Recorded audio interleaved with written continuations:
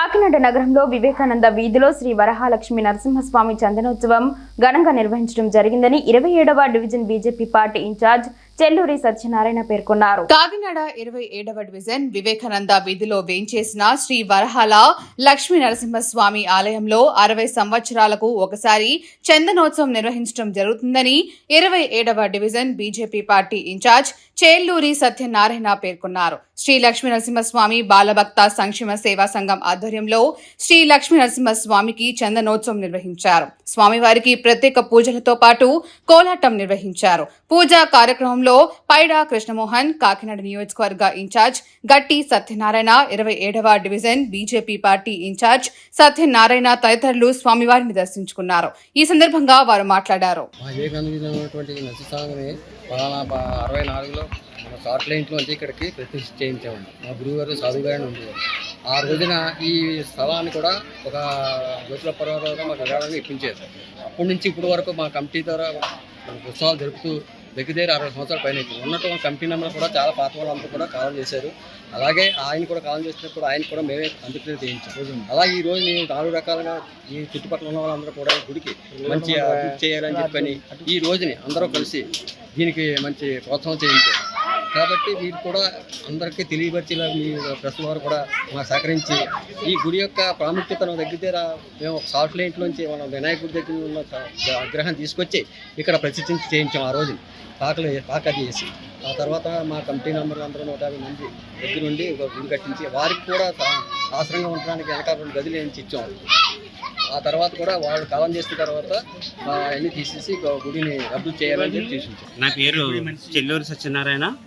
నేను 27వ ward Bharatiya Janata party ఇన్ఛార్జ్గా ఉంటున్నాను.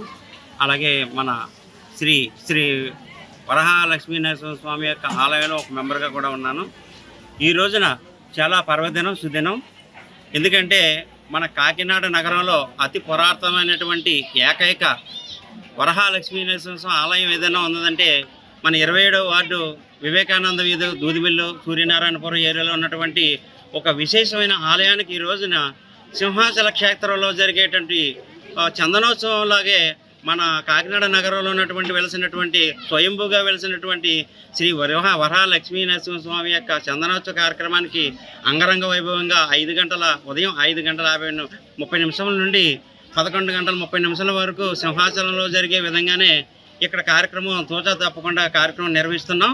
ఈ కార్యక్రమంలో భాగంగా ఉదయం తెల్లవారుజామున 5 గంటలకు అభిషేకంతో పాటు చందన అలంకరణ, అలాగే భక్తుల యొక్క విశేషమైన దర్శనంతో చందనంతో విశేషమైన దర్శనంతో వారికి దర్శనం ఇవ్వడం జరిగింది.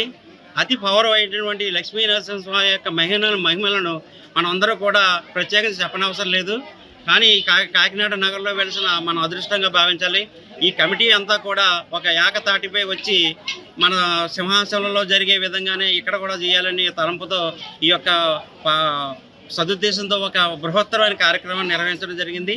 ఈ కార్యక్రమంలో భాగంగా ఉదయాన్నే మనకి మజ్జిగ, పానకం, అలాగే ప్రసాద వితరణ, అలాగే కోలాటం తదితర కోలాహలంగా అంగరంగ వైభవంగా ఒక పండుగ వాతావరణంతో ఈరోజు కాకినాడ నగరం నుంచి ప్రతి భక్తులు కూడా స్వచ్ఛందంగా వచ్చి ఆర్ఎస్ఎస్ వారు, బీజేపీ వారు, పార్టీలకు అతీతంగా అందరూ కూడా వచ్చి స్వామివారిని దర్శించుకుని కృపా కటాక్షాలు పొందడానికి విచ్చేసినందుకు కృతజ్ఞతలు తెలుపుకుంటూ జై శ్రీరామ్.